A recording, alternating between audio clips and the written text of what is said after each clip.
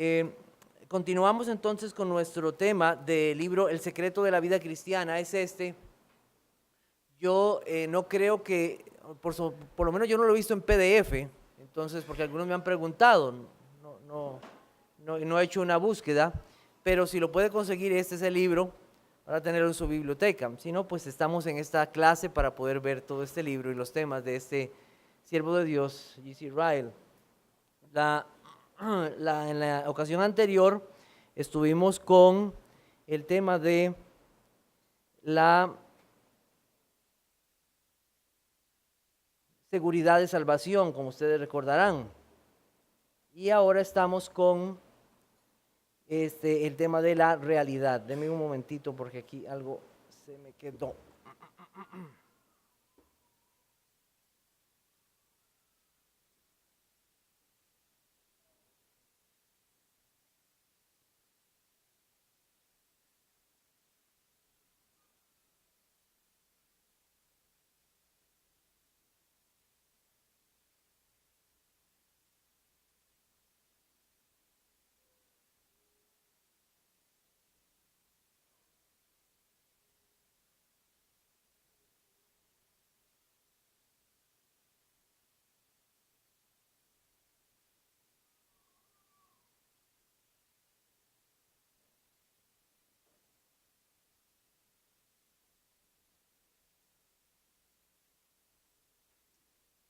Bueno, vamos a tenerla ahí mientras tanto porque parece que algo se me desconectó aquí. Déjenme ver.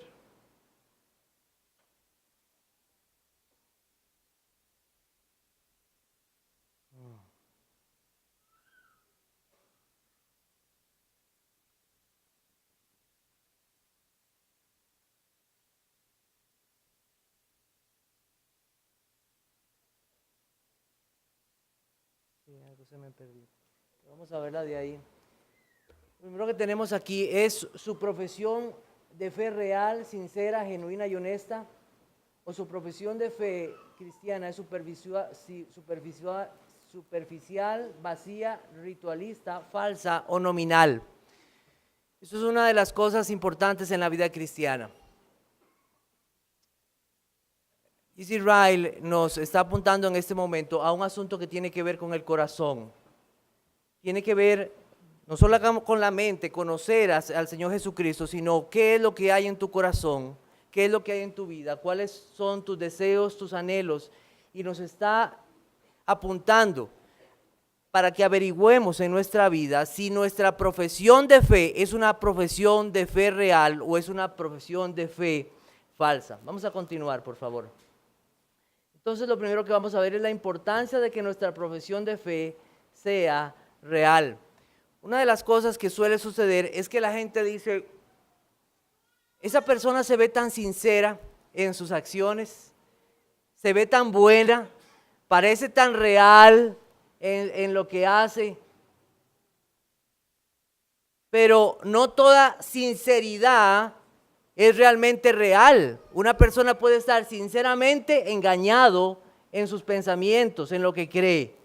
Entonces tenemos que asegurarnos que verdaderamente nuestra fe sea una fe real y no sea algo fingido, no sea algo del momento, no sea algo ilusorio.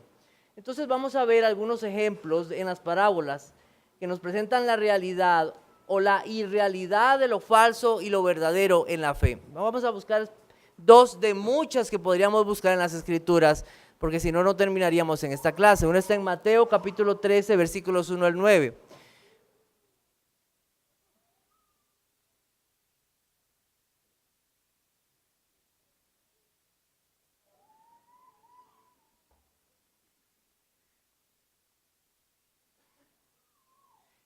Yo creo que se las mandé al enlace de Esclavos de Cristo, ¿verdad? Para que ustedes la tengan, los que tienen o están conectados a ese chat, ahí la pueden ver también y la pueden compartir con otros por aquello, porque algunos me habían pedido que si la podía compartir. Bueno, entonces, lo primero que tenemos ahí entonces es Mateo capítulo 13, versículos del 1 al 9.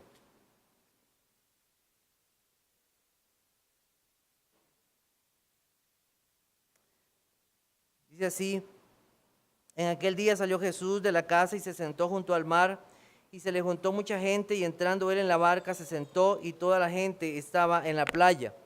Y les habló muchas cosas por parábolas, diciendo: He aquí el sembrador salió a sembrar. Y mientras sembraba, parte de la semilla cayó junto al camino, y vinieron las aves y la comieron.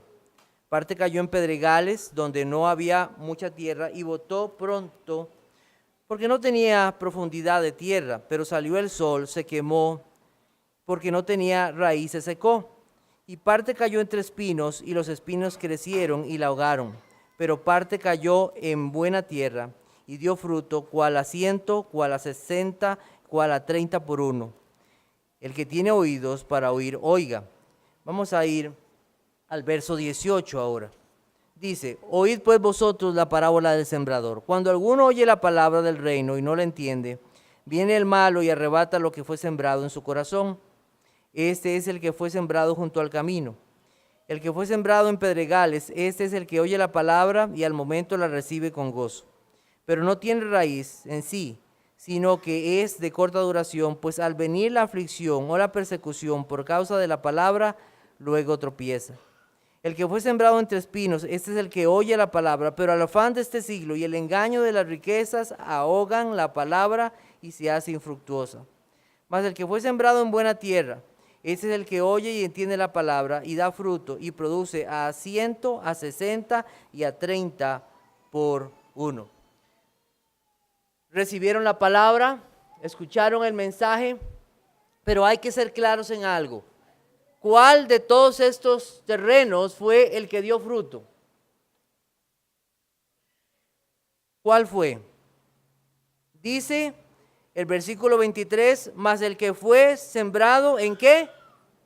En buena tierra, solamente ese fue el que dio fruto. Todos los demás, ninguno de esos, aunque estuvieron por algún tiempo, aunque escucharon la palabra, ninguno de ellos puede decirse que verdaderamente dieron fruto y que hubo algo en sus vidas. Fue falso versus otro que fue verdadero. Esa buena tierra solamente tuvo que haber sido preparada por el sembrador, por el Señor Jesucristo, por el Espíritu Santo. Es la única forma, porque ninguno de nosotros como seres humanos tenemos una buena tierra, a no ser que el Señor haga una obra en nuestras vidas. Pero falsos y verdaderos, ¿ven la diferencia? Por un tiempo, pero solo aquellos que dieron fruto verdaderamente se pueden considerar verdaderos. Vamos a buscar Mateo 7, 24 al 29 y vamos a ver el ejemplo de los dos cimientos. Mateo 7, 24 al 29.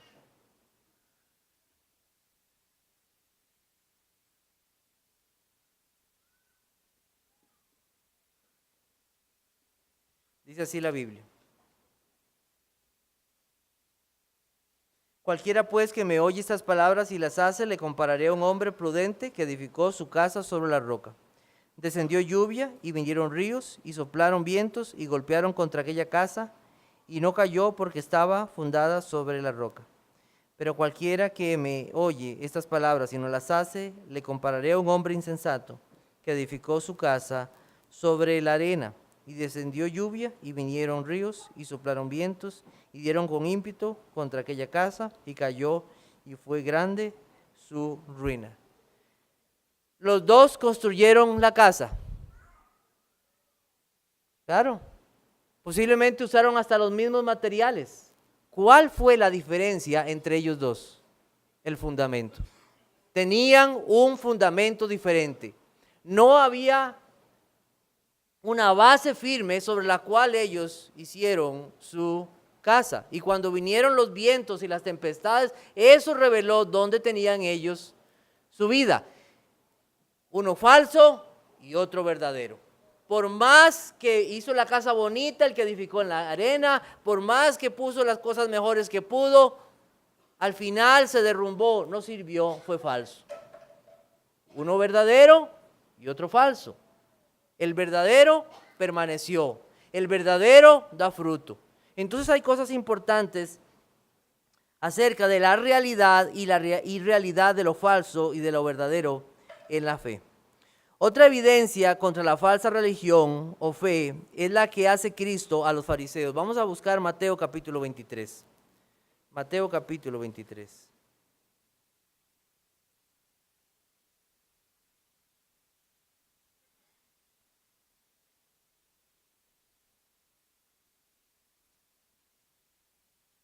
Versículo 27.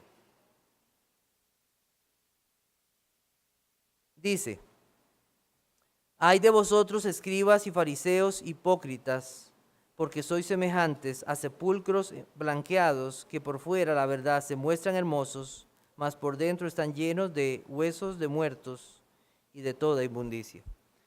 Si usted puede leer todo el capítulo, porque no lo vamos a leer, el Señor Jesucristo le llama a estos hombres muchas veces hipócritas. ¿Qué era su hipocresía? Ellos decían una cosa, pero actuaban totalmente de otra manera. Entonces, una persona, aunque profese fe, aunque haga una vida que parece cristiana o que parece que es una persona adoradora de Dios, puede, a la luz de la palabra de Dios, ser una persona falsa, ser un hipócrita. Entonces, debemos de entender que esto es algo importante para nuestras vidas. Otro punto interesante también que comenta J.C. Ryle es: las gracias de Dios en el cristiano se pueden imitar falsamente. Falsamente. ¿Le ha pasado a usted que ha comprado algún artículo que parece verdadero, pero al final es falso? Yo recuerdo cuando comenzaron a salir unas imitaciones de relojes Casio. Y era interesante porque eran idénticos, pero en la palabra tenían una letra más. Y muchos los compraban sin fijarse, sin detallarse en eso. La vida cristiana se puede imitar, ¿sabía? Pero falsamente. Se debe imitar verdaderamente en Cristo y en aquellos que siguen a Cristo, pero se puede imitar falsamente. Vamos a ver, vamos a buscar Hechos capítulo 8, versículo 13. Hechos capítulo 8, versículo 13.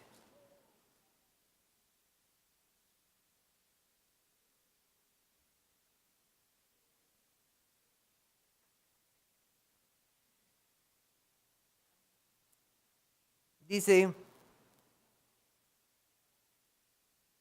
voy a leer desde el 12, dice: pero cuando creyeron a Felipe, que anunciaba el evangelio del reino de Dios y el nombre de Jesucristo, se bautizaban hombres y mujeres.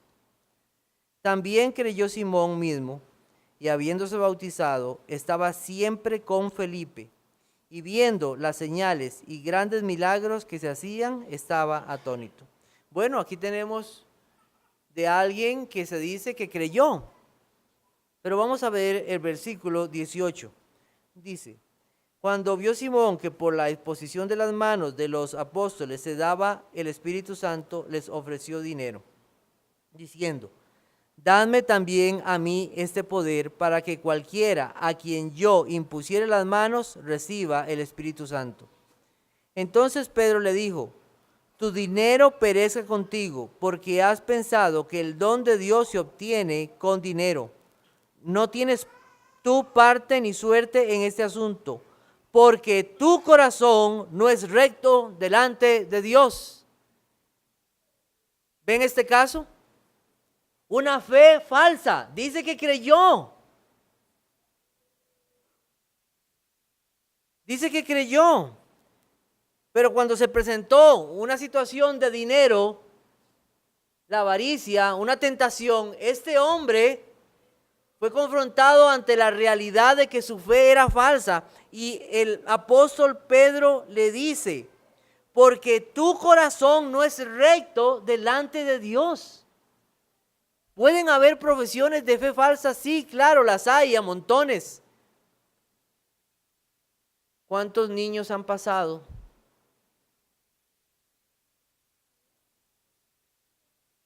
a un altar haciendo profesiones de fe falsa? ¿Cuántos adultos en medio de una emoción se han inclinado Han llorado y se han entristecido, pero su fe era falsa. Fue nada más por una cuestión circunstancial. Una piedad o santidad falsa. Vamos a buscar segundo de Crónicas 24:12. Segundo de Crónicas 24:12.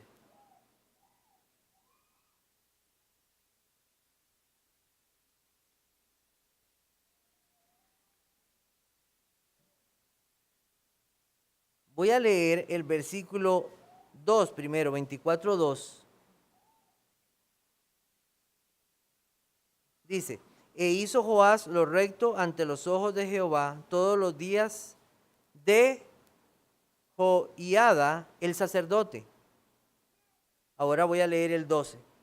Y el rey y Joiada lo daban a los que hacían el trabajo del servicio de la casa de Jehová, y tomaban canteros y carpinteros que reparasen la casa de Jehová, y artífices en hierro y bronce para componer la casa.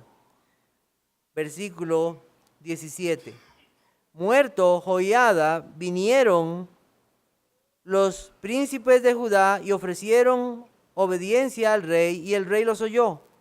Y desampararon la casa de Jehová, el Dios de sus padres, y sirvieron a los símbolos de acera, a las imágenes esculpidas. Entonces la ira de Dios vino sobre Judá y Jerusalén por este su pecado. Mientras este sacerdote estuvo vivo, todos servían y se preocupaban por las cosas del Señor. Pero una vez muerto el sacerdote, ¿qué pasó? Toda aquella profesión de santidad, todo aquel cuidado de las cosas del Señor decayó.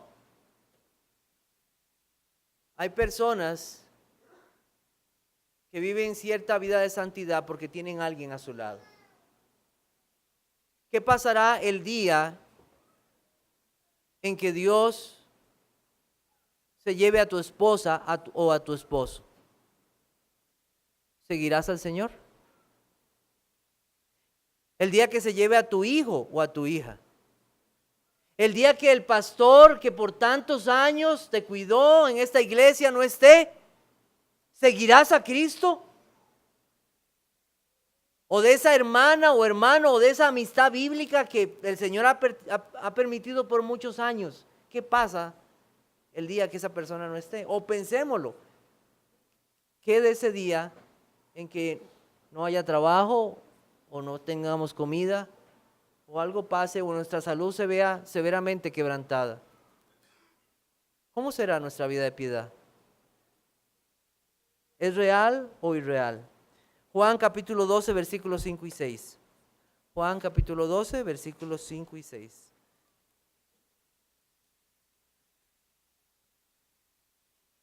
¿Por qué no fue? Voy a leer desde el 4, dice.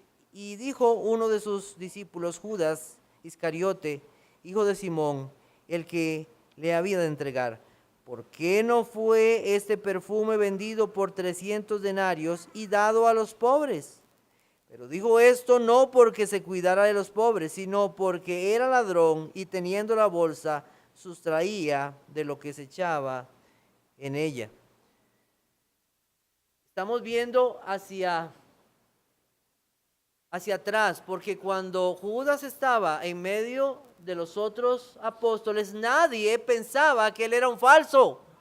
¿Qué pensaba la gente? ¿Qué pensaban los otros? ¡Qué vida de piedad de este hombre! ¡Qué bueno!, ¿verdad? Pensar de esa manera. ¡Wow! A mí me gustaría pensar así. Pero cuando vieron hacia atrás la vida de aquel hombre, aquello lo decía nada más porque buscaba dinero, porque era ladrón. Una vida de falsa piedad. Una vida de falsa piedad. Vamos a buscar también 1 de Juan 3, 17 y 18. Una caridad o falso amor. 1 de Juan 3.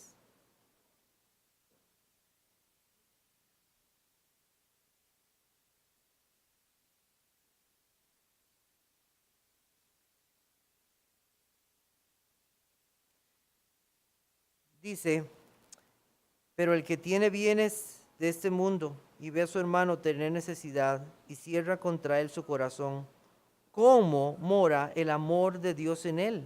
Hijitos míos, no amemos de palabra ni de lengua, sino de hecho y de verdad. Una caridad o falso amor, como lo vemos aquí, solamente de palabras. Hermano, Dios le bendiga. Buen abrazo. Espero poder orar por usted, sabiendo que tal vez tenías alguna forma de cómo poder ayudar a ese hermano. Romanos capítulo 12, versículo 9, un pasaje muy claro en relación a esto. Dice, el amor sea sin fingimiento, aborrecer lo malo, seguir lo bueno. Un amor que sea sin fingimiento. También podemos tener una falsa humildad. Colosenses capítulo 2, versículos 18 y 23. Colosenses 2, versículo 18 dice, nadie os prime de vuestro premio afectando humildad y culto a los ángeles, entremetiéndose en lo que no haya visto, vanamente hinchado por su propia mente carnal. ¡Qué persona más humilde, qué especial!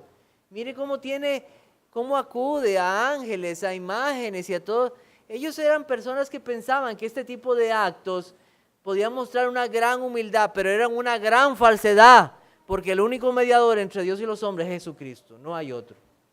Entonces, mostraban gran humildad, era falsa nada más. Versículo 23, tales cosas tienen a la verdad cierta reputación de sabiduría, en culto voluntario, en humildad y en duro trato del cuerpo, pero no tienen valor alguno contra los apetitos de la carne. Miren esa persona cómo se priva de cosas en la vida. Qué humilde, qué piadoso, falso, porque eso no le sirve de nada para luchar contra la carne. Lo único es el Espíritu Santo dado por Dios para luchar contra esto. Entonces, una falsa piedad. Mateo 23, 14. Falsas oraciones. Falsas oraciones. Mateo 23, 14. Dice así, ay de vosotros, escribas y fariseos hipócritas, porque devoráis las casas de las viudas y como pretexto hacéis largas oraciones. Por esto recibiréis mayor condenación. ¿Es malo las largas oraciones? En ninguna manera. Pero dado que eran públicas y en el contexto que se estaban dando, ¿qué era lo que estaban buscando ellos? Dinero era lo que estaban buscando estos hombres. La intencionalidad no era una vida de comunión con Dios, una vida de súplica e intercesión. No, lo que buscaban era dinero. Oraciones falsas. Mateo capítulo 15, versículo 8. Una falsa adoración. Mateo 15, versículo 8. Dice así, este pueblo de labios me honra, mas su corazón está lejos de mí, pues en vano me honran, enseñando como doctrinas mandamientos de hombres. Falsa adoración. Dicen que adoran a Dios, pero su vida no honra a Dios porque ellos obedecen los mandamientos de hombres y no a Dios. Y siguen mandamientos de hombres. Falsa adoración a Dios. Ezequiel capítulo 33, conversaciones falsas. Ezequiel capítulo 33, versículo 30. Dice así, y tú, hijo de hombre, los hijos de tu pueblo se mofan de ti junto a las paredes y a las puertas de las casas, y habla el uno con el otro, cada uno con su hermano, diciendo, venid ahora y oíd qué palabra viene de Jehová. Y vendrá a ti como viene el pueblo, y estarán delante de ti como pueblo mío, y oirán tus palabras, y no las pondrán por obra, antes hacen halagos con sus bocas, y el corazón de ellos anda en pos de su avaricia. Qué bonito habla esa persona, parece reformado. Creyente parece. A veces nosotros tenemos que tener cuidado, mucho cuidado en llamar a cualquier persona que llega o que conocemos hermano. Debemos de conocer su fe, si verdaderamente es un hijo de Dios. Aquí ellos decían que hacían halagos. Uno puede escuchar a una persona que tiene conversaciones piadosas, hasta puede saber muchas cosas de Dios, pero ser falso. O sea, ni las conversaciones nos dicen que puede ser algo real. Entonces, en estos pasajes que hemos visto, lo que nos muestra es que una persona puede ser bien falsa. Falsa en sus oraciones, falsa en su profesión, falsa en su piedad, falsa en sus conversaciones. Se puede imitar una fe cristiana. Se puede imitar. Entonces seguimos. Punto 2. ¿Cómo podemos saber si nuestra profesión de fe es real o no? ¿Cómo podemos saber si nuestra profesión de fe es real o no? Como dijo un pastor, ¿cómo estar seguro que estoy seguro? Punto A dice, ¿qué lugar ocupa la fe en tu corazón? Vamos a buscar Romanos capítulo 10, versículos del 8 al 10. Romanos 10, del 8 al 10. ¿Qué lugar ocupa la fe en tu corazón?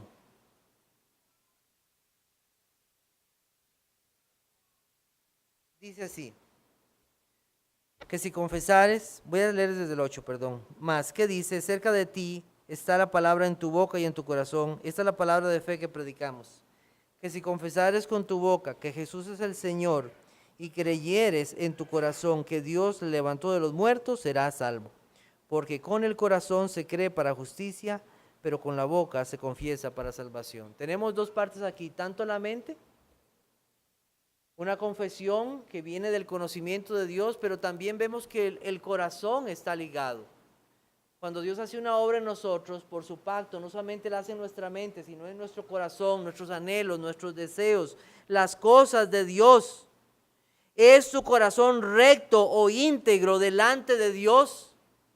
¿Es tu corazón recto o íntegro delante de Dios? Vamos a buscar Hechos capítulo 8, versículo 21. Hechos 8, 21. Que fue el que leímos. Dice, no tienes tu parte ni suerte en este asunto, porque tu corazón no es recto delante de Dios. Realmente, para usted, la fe en Cristo es algo valioso. La obra de Cristo a su favor, el evangelio es algo valioso para su vida. Es algo que mueve su ser, que mueve la forma en cómo usted actúa, la forma en cómo vive, la forma en cómo habla. ¿Qué lugar ocupa la fe en tu corazón? ¿Es tu corazón recto o íntegro delante de Dios? Punto B. ¿Qué sentimientos hay en tu vida hacia el pecado? Tiene un concepto bíblico hacia el pecado. Romanos capítulo 7. Romanos capítulo 7.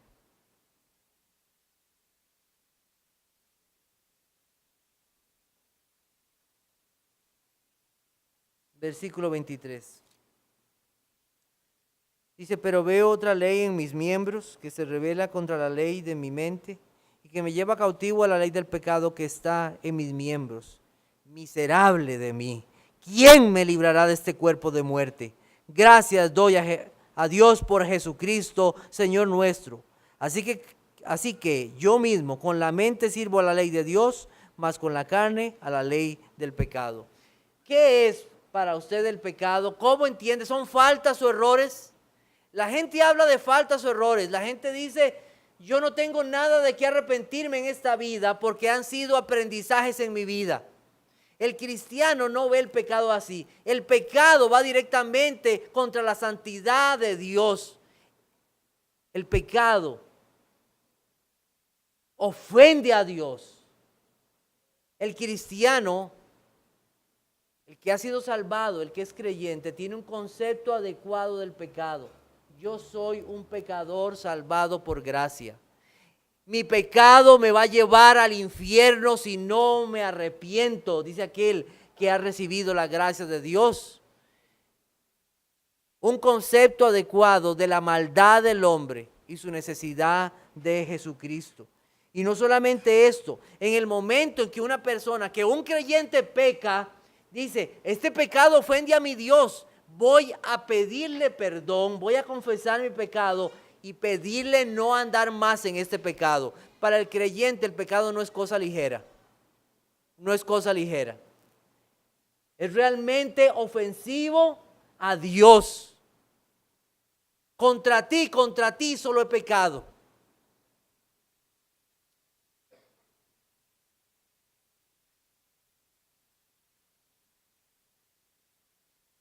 No sé si alguna vez lo comentamos, pero un día tuvimos la oportunidad hace algún tiempo de poder llevar, o teníamos la intención de llevar el mensaje de Dios a un grupo de drogadictos.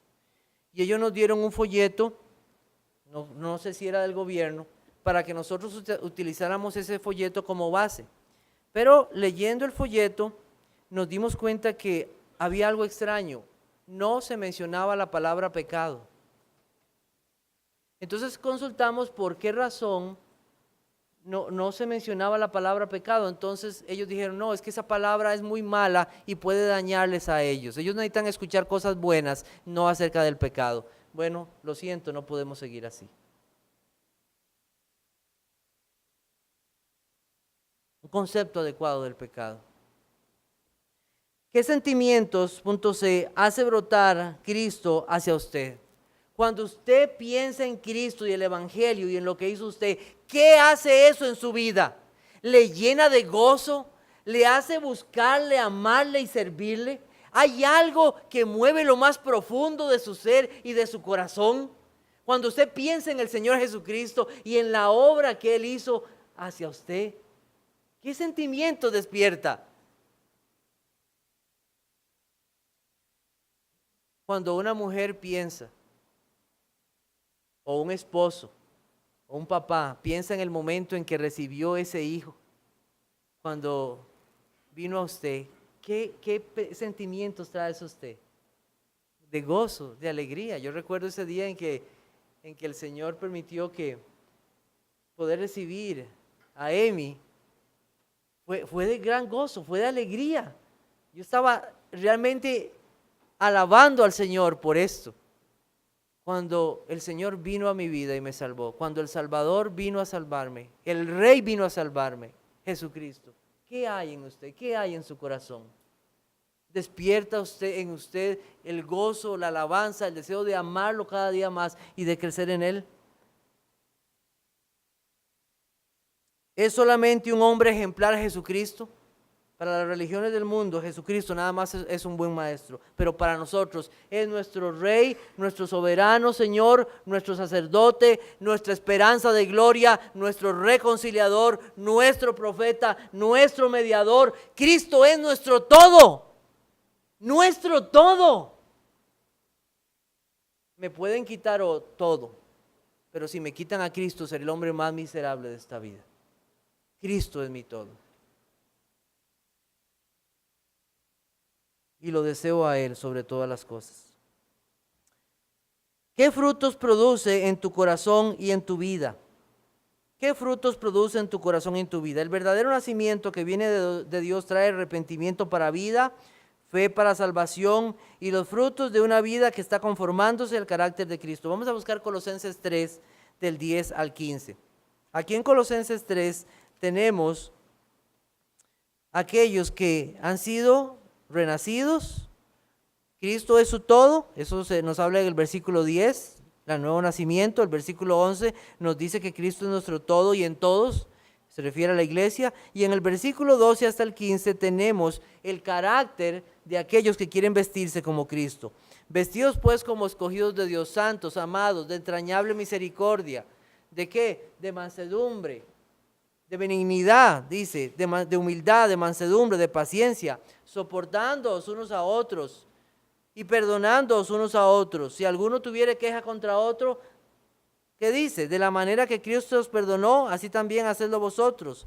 Y sobre todas estas cosas vestíos, ¿de qué? De amor, que es el vínculo perfecto. Y la paz de Dios gobierne vuestros corazones, a la que asimismo fuisteis llamados en un solo cuerpo, y sed agradecidos. Vestido del carácter de Cristo. Quiero ser más como Cristo. Aquí tenemos una exposición. Quiero ser más como Cristo. Y solamente eso puede pasar en aquel que tiene una fe verdadera. ¿Qué frutos produce en tu alma la predicación y las ordenanzas del Señor? Yo me alegré con los que me decían, a la casa de Jehová, ¿qué? Iremos. Qué gozo estar en tus atrios. ¿Anhela usted otro lugar en el día domingo? Yo no sé ustedes, pero qué angustia he sentido yo cuando he tenido que ir a trabajar un domingo. Han sido pocas veces. Recuerdo una ocasión en que estaba trabajando para un canal de televisión y estábamos en una grabación y terminamos a las 2 de la mañana. Estaba en Sámara. A las 2 de la mañana unos compañeros dijeron, voy para San José, ¿quién quiere ir conmigo? Adivine quién levantó la mano. Vámonos. Para acá. Yo quería estar aquí el día domingo. Analice su vida. ¿Desea usted estar en el día domingo aquí para escuchar la palabra? ¿Para alabar juntos al Señor? Para traer sus ofrendas, Señor, gracias por lo que tú me diste. Quiero honrarte con mis bienes, y trae su ofrenda. Señor, quiero escuchar la palabra predicada, quiero escuchar la palabra leída. Quiero unirme a tu pueblo en las oraciones y especialmente en el momento de la predicación porque tú me vas a hablar. Solo una fe verdadera puede producir algo así en el corazón y esos deseos y esos anhelos.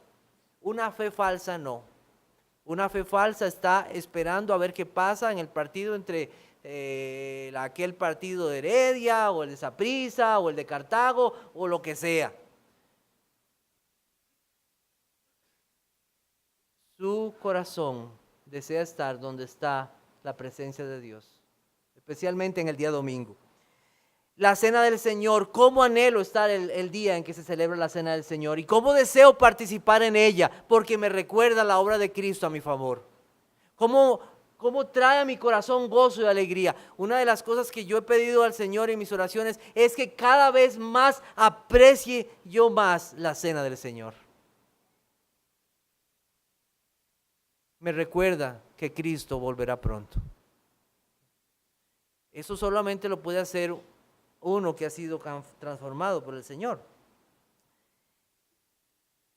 ¿Qué importancia tienen en tu vida entonces los medios de gracia que el Señor ha dado? La oración. Hay una cosa que se llama interés espiritual que tienen los niños. Ay, cómo me gustan esas historias bíblicas que cuentan. Cómo me gusta la comunión de los hermanos. Cómo me gusta aquí cómo leen la Biblia, cómo cantan. Me gusta mucho eso. Pero cuando usted ve a ese niño solito que entra a su cuarto, lee su Biblia y se inclina para adorar, que voluntariamente obedece a sus padres, que desea las cosas de Dios, uno puede decir, Dios está haciendo una obra en ese niño.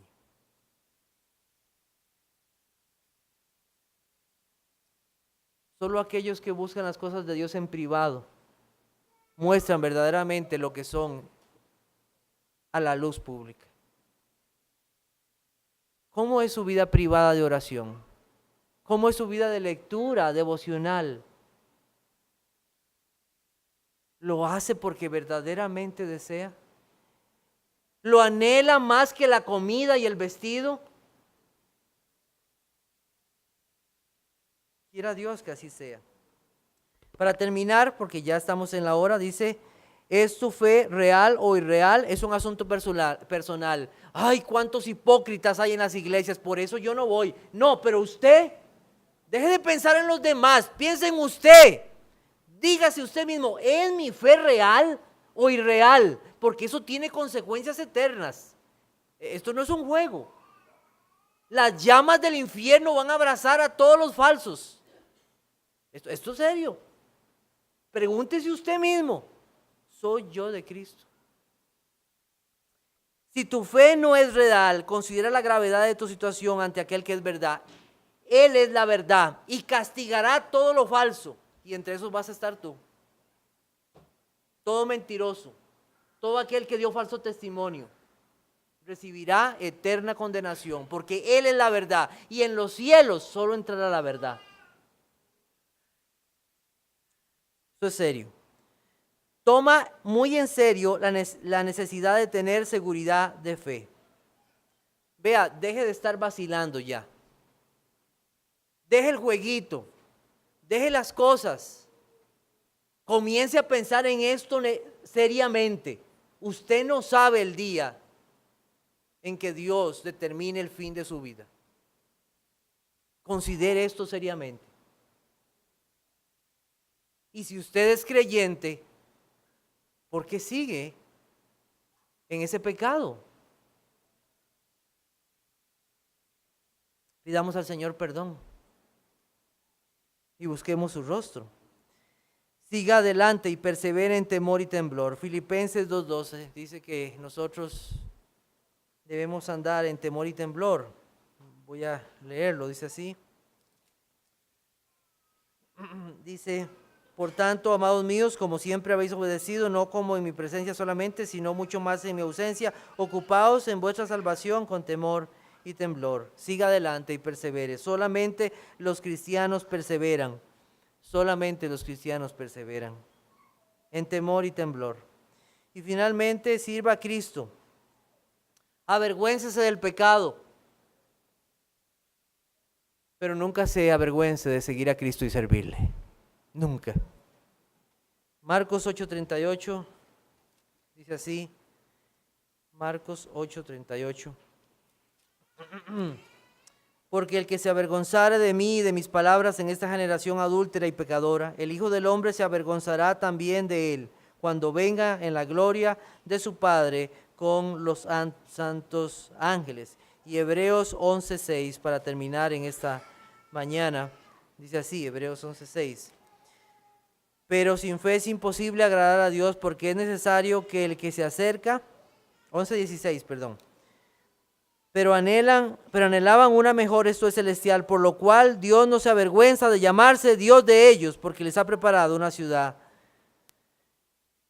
Entonces, ¿es verdadero o es falso? Quiera Dios guiarnos en esto y asegurarnos sus corazones delante de Él. Señor les bendiga. Pueden ir a recoger los niños, a las 10:10 salen.